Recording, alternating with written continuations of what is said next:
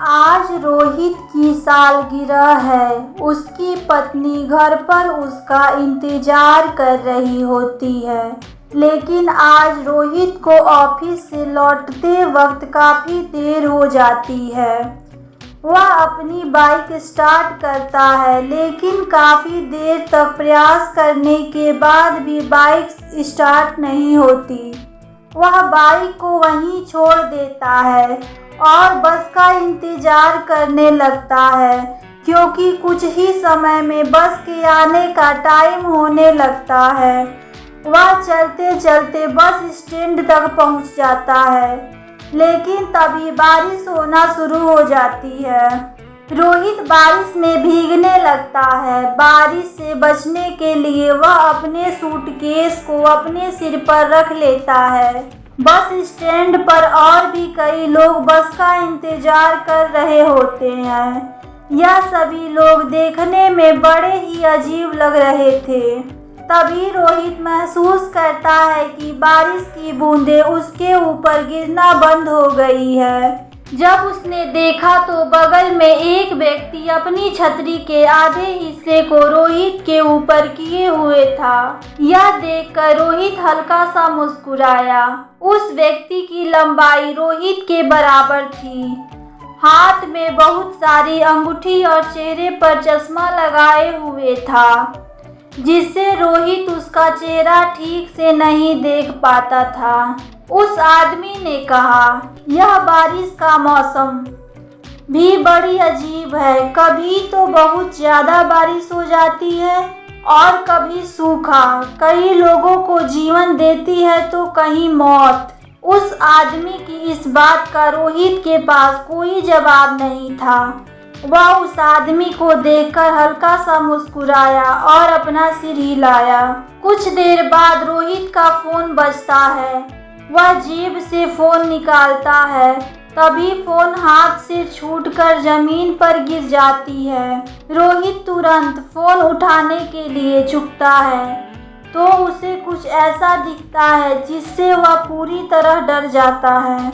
वह देखता है कि छतरी वाले आदमी के पैर नहीं हैं। वह जूतों पर बिना पैरों के खड़ा है। वह हिम्मत बांधकर खड़ा होता है और अनजान बनने का दिखावा करने लगता है।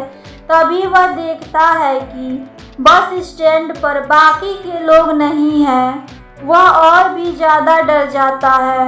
वह तुरंत अपनी पत्नी शालिनी को अपने साथ हो रही घटना को मैसेज के जरिए बता देता है और जल्दी से जल्दी अपनी लोकेशन पर आने के लिए कहता है। लेकिन तभी छतरी वाला आदमी कहता है, शालिनी को यहाँ बुलाना अच्छा नहीं है। यह सुनकर रोहित बहुत ज़्यादा घबरा जाता है और वहाँ से भागने लगता है। वह तब तक भागता रहता है जब तक कि उसे छतरी वाला आदमी दिखाई देना बंद ना हो गया।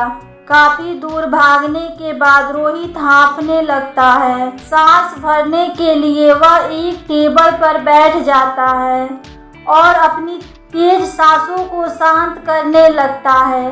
लेकिन तभी वह महसूस करता है कि बारिश की बूंदें फिर से उसके ऊपर गिरना बंद हो गई हैं। वह अपनी नज़र पीछे घुमाता है तो वह छतरी वाला आदमी उसके पास खड़ा हुआ होता है। यह देखकर रोहित फिर से वहां से भागना शुरू कर देता है और भागते भागते काफ़ी दूर निकल जाता है। बिजली की तेज गड़गड़ाहट में वह देखता है कि सड़क के बीचों बीच वही आदमी खड़ा हुआ है जो ठीक रोहित के सामने है। इस बार उसका आधा शरीर गायब हो चुका है। यह सब देख रोहित की चीख निकल जाती है। इसी बीच रोहित को पीछे से बस के हॉर्न की आवाज़ सुनाई देती है।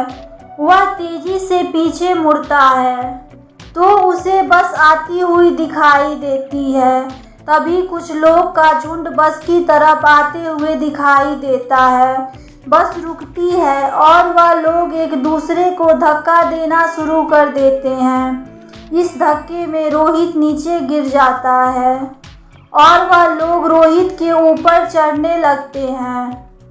बस का कंडक्टर इस भीड़ से बचने के लिए बस को थोड़ा आगे बढ़ाता है, लेकिन इस भीड़ में रोहित बस के नीचे आ जाता है और उसका आधा शरीर खून से लथपथ हो जाता है। तभी उसकी पत्नी शालिनी बस स्टैंड वाली लोकेशन पर पहुंचती है। जैसे ही वह रोहित को ढूंढते हुए इधर उधर देखती है तो उसे रोहित सड़क के बीचों बीच दर्द के मारे कराहता हुआ दिखाई देता है। उसका आधा शरीर बस के नीचे कुचल चुका था और मदद के लिए कोई भी इधर उधर दिखाई नहीं दे रहा था। किसी तरह से शालिनी उसे हॉस्पिटल ले जाती है। हॉस्पिटल पहुंचकर उसका इलाज किया जाता है। उसकी जान तो बच जाती है, लेकिन उस एक्सीडेंट की वजह से उसके पैर खराब हो जाते हैं। अब वह कभी भी अपने पैरों पर चल नहीं सकता है। उस हादसे के बाद रोहित अगर किसी को भी उसके बारे में बताता तो कोई भी उसकी बातों का यकीन नहीं करता, लेकिन शालिनी ने उसके बारे में एक आर्टिकल में पढ़ा था जिसमें बताया गया था कि हर साल कोई ना कोई व्यक्ति इसी घटना का शिकार होता है। हर एक को वही छतरी वाला आदमी काला चश्मा पहने दिखाई देता है और बाद में वह आदमी उनकी जान ले लेता है। कुछ दिनों बाद डिप्रेशन के कारण रोहित की मौत हो जाती है। रोहित की पत्नी शालिनी मानसून के दिनों में हर रोज उसी बस स्टैंड पर जाती और उस छतरी वाले आदमी का इंतजार करती। उसे लगता कि शायद छतरी वाले आदमी की भी इसी तरह किसी बस के नीचे कुचल जाने से मौत हुई होगी और अब वह अपनी मौत का बदला ले रहा है। शालिनी ने काफ़ी कोशिश की, लेकिन उसे कभी भी वह आदमी नहीं मिला। अब हर सालगिरह पर शालिनी बहुत ही बुरी तरह रोती और रोहित को याद करती, क्योंकि उसे जान से ज़्यादा चाहने वाला उसका पति रोहित अब इस दुनिया में नहीं रहा। केवल यादों के सहारे ही वह उसे महसूस कर पाती। अगर आपको ये कहानी पसंद आए तो वीडियो को लाइक और चैनल को सब्सक्राइब जरूर करें।